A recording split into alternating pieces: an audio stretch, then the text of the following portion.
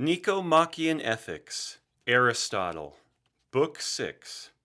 The three faculties of the soul are sensation, which we share with the animals, appetite or desire, and reason. The five means by which reason arrives at truth and intellectual virtue are art, science, prudence, wisdom, and intuitive reason. Art is a state of rational creation.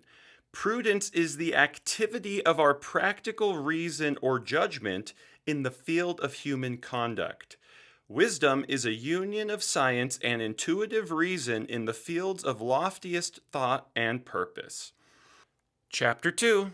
We divided the virtues of the soul between the moral virtues of character and the virtues of the mind. The moral virtues we have discussed, and may now consider the others, but there is a preliminary remark to be made on the soul itself. We said before that there are two parts to the soul, the rational and the irrational. We must now make a division of the rational part. Let us assume then that the rational elements are two. 1. That with which we contemplate the existences whose principles are invariable, and 2. That with which we contemplate variable things. For when things are different in kind, there must be parts of the soul different in kind to correspond naturally to each of them, since the knowledge these parts possess of things is due to a certain similarity and kinship between the parts and the things. Let the former of these elements be called the scientific intellect, and the other the calculating part. For deliberation and calculation are identical, but nobody deliberates on things that are invariable. The calculative, then, is one element of the rational part of the soul. We must now discover what is the perfect state of each of these elements of the soul, for the perfect state will be the virtue of each, and its virtue will be relative to its proper function. There are three faculties in the soul which determine for us action and truth: sensation, reason, and appetite or desire. Of these, sensation alone originates no moral action, as is plain from the fact that the lower animals have sensation but are incapable of moral action. Passing to the other faculties, we see that in appetite or desire, pursuit and avoidance correspond to affirmation and denial in the intellect. So, as moral virtue is a state of moral purpose, and moral purpose is deliberate desire, therefore the deliberating must be true and the desire right, if the moral purpose is to be good, and the desire must pursue what the reason affirms. The intellect and truth so described are practical, but the good and evil of the speculative intellect, which is neither practical nor productive, are simply abstract truth and falsehood. For the function of the intellect generally is the apprehension of truth, but the function of the practical intellect is the apprehension of truth in order to promote right desire. Moral purpose, then, is the origin of action. That is, the original motive, though not the final cause. And the origin of moral purpose is desire and reason directed to a certain end. Moral purpose, then, implies reason or intellect on the one hand, and a certain moral state on the other. For right action and its opposite are impossible without both intellect and character. Intellect in itself, however, has no power to move. It must be intellect directed to a certain end. In other words, it must be practical, for the practical intellect governs the productive, since every producer has an object in producing, and the thing produced is not an absolute end, but is relative or leads to something else. But action is an end in itself, and right action is an end and the object of desire. Moral purpose, then, may be defined as desirous reason or rational desire, and it is this power of origination that is man. Nothing in the past can be an object of moral purpose. Nobody, for instance, proposes to have sacked Troy, for we deliberate not on what is past, but on what is future or possible, while the past cannot be undone. Thus, Agathon says rightly enough, quote, God himself lacks this power alone to make what has been done undone. End quote. The understanding of truth, then, is the function of both the intellectual parts of the soul. Hence, the state that will best enable each of these parts to arrive at truth will be that part's excellence or virtue. Chapter 3. Let us go back then and resume the discussion of these virtues. We may take it that the means by which the soul arrives at truth in affirmation or denial are 5 in number: art, science, prudence, wisdom, and intuitive reason. For in what are merely thoughts and opinions, we may be mistaken. The nature of science, if we are to use exact language and not be led away by analogies, will be clear from the following considerations. We all believe that what we know, that is, an object of science, cannot possibly change. As to things that can change, they are no sooner out of our sight than we cannot tell whether they do or do not exist. It follows that the object of science is something necessary. It is therefore eternal, for all things necessary in themselves are eternal, and what is eternal admits neither of generation nor of corruption. That is, it has neither beginning nor end. Again, it is said that every science is capable of being taught, and an object of science is capable of being learned. Scientific knowledge, then, may be defined as a state in which the mind exercises its faculty of demonstration, with all such further qualifications as we add to the definition in the Analytics.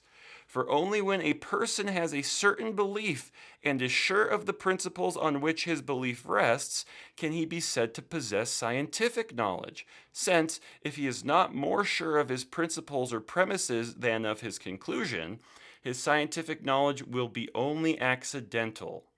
So much, then, for the definition of science. Chapter 4. Among things variable are included both things made and things done. But making is different from doing. On this point, we may trust the popular view. The rationally active state of mind, then, is different from the rationally creative state. So neither of them is included in the other, for doing is not making, and making is not doing. Architecture is an art, that is, in essence, a rationally creative state of mind. There is no art which is not a rationally creative state of mind, nor any such state of mind which is not an art. Hence, art must be the same thing as a creative state of mind under the guidance of true reason. Again, all art has to do with creation. It has to contrive and consider how to create some one or other of the things whose existence is possible rather than necessary, and whose original cause lies in the creator and not in the thing itself. For art is not concerned with things that already are or that come into being by necessity or by nature, for the original cause of these things lie in themselves. Creating and doing being different, the end of art must be creation and not action. In a sense, chance and art have the same object, as Agathon says, quote, art loves chance, chance loves art, close quote. Art, then, as we have said, is a creative state of mind under the guidance of true reason, and its opposite, poor art, is a creative state of mind under the guidance of false reason. Both are concerned with the variable or possible. Chapter 5. As for prudence, we may learn its nature by considering who are the people we call prudent. It is characteristic of a prudent man to be capable of deliberating well on what is good or expedient for himself, and that not in some restricted sense, as for instance, on ways of keeping his health or strength, but on ways of achieving the good life in general. This is shown by the fact that we speak of people who deliberate well, even along one particular line, as prudent when their calculations bring them successfully to some good end that does not fall within the scope of art. In general, then, a person who is successful in deliberation is prudent. Nobody, however, deliberates on matters that cannot be altered, or on such as lie outside his own power to accomplish. Prudence, then, must be a rational and correct state of mind that is active in the field of human goods. Chapter 6. Science is a mode of conceiving universal and necessary truths. Truth to be demonstrated and science in general depend on first principles, for science is impossible without reasoning. Now, the first principles on which scientific truth is based cannot themselves be the object of science or of art or of prudence. For what can be scientifically known can be demonstrated, and art and prudence deal only with things variable. Nor, again, are these principles the objects of wisdom, since on many subjects the wise man too proceeds by way of demonstration. If then the means by which the soul apprehends truth and always apprehends it about things unchanging or even about things variable, are science, prudence, wisdom, and intuitive reason, and if no one of the first three, prudence, science, and wisdom, is a means of apprehending first principles, our only possible conclusion is that they are apprehended by intuitive reason. Chapter 7. The term wisdom we apply in art to the greatest masters of the several arts. Thus, we apply it to Phidias as a sculptor and to Polyclitus as a carver of portraits, meaning no more by it than artistic excellence. But there are people whom we think wise generally, and not in one particular field or in any other limited sense. As Homer says in the Margites, quote, "Him the gods made not wise to delve or to plow, nor in aught else." End quote. Clearly, this general wisdom will be the most complete of the forms of knowledge. If so, then the wise man ought to know not only what follows from his first principles, he should know also the truth about these principles. Wisdom, therefore, will be a union of intuitive reason and scientific knowledge. It may be defined as the complete science of the loftiest matters. For it would be absurd to call statesmanship or prudence the most excellent science when man is not the best thing in the universe. Now, just as the words wholesome and good mean one thing for man and another thing for fishes, but the words white and straight have always the same meaning, so it will be universally admitted the word wise has always the same meaning, while the word prudent may have different meanings. For whatever has a keen eye out for its own interests may be called prudent, and entrusted with the control of those interests. Hence, we actually speak of certain beasts as prudent if they seem to possess a faculty of forethought in regard to their own life. Hence, too, people called Anaxagoras, Thales, and men like them wise, but not prudent, seeing how ignorant they are of their own interests, and speak of their knowledge as extraordinary, marvelous, difficult, and divine, but still useless, inasmuch as they expect no human goods to come from it. Chapter 8. Prudence, on the other hand, deals with things of human interest that can be deliberated upon. For sage deliberation is, we conceive, the mark above all of the prudent man.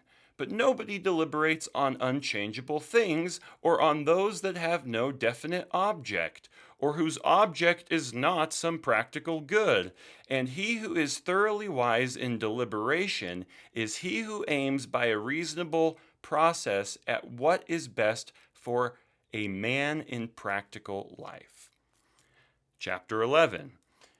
Again, intelligence and its opposite, in virtue of which we speak of people as intelligent or unintelligent, are not in general the same as scientific knowledge or as opinion. For if they were, everybody would be intelligent. Nor is intelligence one of the particular sciences, like medicine, that deals with matters of health, or geometry with magnitudes, for it is not concerned with things eternal and immutable, nor with everything and anything that occurs, but only with the natural subjects of human inquiry and deliberation. Hence, intelligence has the same sphere as prudence, although intelligence and prudence are not identical. Prudence is imperative and issues commands, for its end or object is what ought or ought not to be done. Intelligence, on the other hand, merely forms judgments. There is no difference between intelligence and good intelligence, or between people of intelligence and people of good intelligence. Intelligence is neither the possession nor the acquisition of prudence.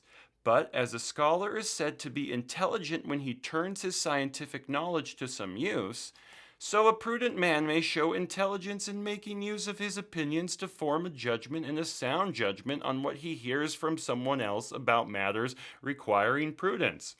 For a wise judgment is the same thing as a sound judgment. What is called judgment or consideration in virtue of which we say some people are considerate or show consideration is a correct appreciation of what is fair. A proof of this is the fact that we regard the fair man as especially disposed to exercise considerate judgment and speak of considerate judgment in certain cases as being fair. And considerate judgment is correct judgment or consideration in deciding what is fair, and a correct judgment is a judgment of the truth. Chapter 12. The intuitive reason deals with ultimates at both ends of the mental process. For both the first and the last terms, that is, both first principles and particular facts, are intuitively and not logically perceived. While on the other hand, as a basis for demonstrative reasoning, it grasps the immutable first principles. On the other, in considering matters of conduct, it grasps the ultimate or variable fact, which forms the minor premise of the syllogism. For these variable facts are the starting points for arriving at the end in human life. As universals then are reached by way of particulars, these facts must be grasped by perception, or in other words, by intuitive reason. The intuitive reason then is at once beginning and end. From the truths perceived by intuitive reason, demonstration starts, and with them it is concerned. We should therefore pay no less attention to the undemonstrated assertions and opinions of old and experienced or prudent persons than to demonstrations, for their experience gives their eyes the power of correct vision. Thus, we have now explained the nature of prudence and of wisdom, the subjects with which they are each concerned, and the fact that each is a virtue of a different part of the soul. Chapter 13. There is a faculty which is called cleverness. It is the faculty of hitting and acting on the means which lead to a given object. If then the object is noble, the faculty is admirable, but if ignoble, it is mere smartness. Hence we even speak of prudent people as clever or smart. Prudence is not cleverness, but neither can we have prudence without the faculty of cleverness. However, this eye of the soul, namely prudence, does not attain its perfect condition without virtue, as we have already said, and as anyone may see. For all right syllogisms that relate to conduct start with this premise. Since the end or the best good is so and so, whatever it may be, for the sake of argument it may be whatever we like, now the best good is not perceived except by the good man, because vice distorts and deceives the mind when it comes to principles of action. Evidently, therefore, a man cannot be prudent unless he is good. Let us resume once more the consideration of virtue. For the case of virtue is much the same as that of prudence in its relation to cleverness. Prudence, although not identical with cleverness, is akin to it. Similarly, natural virtue is akin to virtue in the strict sense, but not identical with it. For the various moral qualities are in some sense innate in everybody. We are just inclined to be temperate, brave, and the like from our very birth. Nevertheless, when we speak of goodness in the strict sense, we mean something different from this, and look for these qualities in another form. For natural moral qualities exist even in children and the lower animals, but without reason they may clearly do harm. Yet this much seems evident, that as a strong body moving without sight stumbles heavily, because it cannot see, so it is with natural virtue. But let it once acquire vision, and it acts excellently. When that happens, the moral state which before resembled goodness will be goodness in the strict sense. It is clear then from what has been said that goodness in the strict sense is impossible without prudence, and prudence without moral virtue. Not only so, but this is the answer to an argument which will perhaps be offered, contending that the virtues exist apart from one another. The same person, it may be said, has not a perfect disposition for all the virtues, consequently he will already have acquired one before he has acquired another. The answer is that, though this may happen in the case of the natural virtues, it is impossible in the case of the virtues that entitles a person to be called truly good. For if he has but the one virtue of prudence, he will have all the others with it. Even if prudence had no practical value, we should need it as a virtue of its part of the soul, and because our moral purpose will not be right without both prudence and virtue. For prudence determines the right end, and virtue makes us act for the attainment of the end. At the same time, prudence is not superior over wisdom or over the better part of the soul, any more than medicine is superior over health.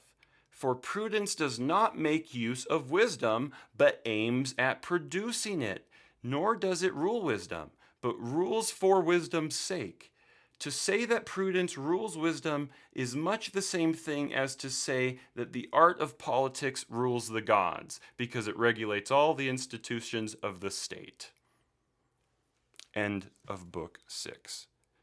Nicomachean Ethics.